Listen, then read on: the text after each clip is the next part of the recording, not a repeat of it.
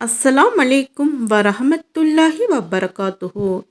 இன்னைக்கு ஒரு நபி மொழியை பார்ப்போம். இது திருமறை அல் குர்ஆன் எனும் கித்தாபில் உள்ளது. அதாவது, பாவம் செய்யும் ஒருவனுக்கு உலகில் அவன் விரும்பும் அருள்களை அல்லாஹ் வழங்குவதை நீங்கள் காண்பீர்களாயின் அது அவனை விட்டு பிடிப்பதாகும் என நபி அவர்கள் சொல்லிவிட்டு பின்வரும் வசனத்தை ஓதினார்கள். அவர்கள் எதை உபதேசம் செய்யப்படுகின்றனரோ அதை அவர்கள் புறக்கணித்த பொழுது அவர்களுக்கு நாம் எல்லாவற்றின் வாயில்களையும் திறந்து கொடுத்தோம்.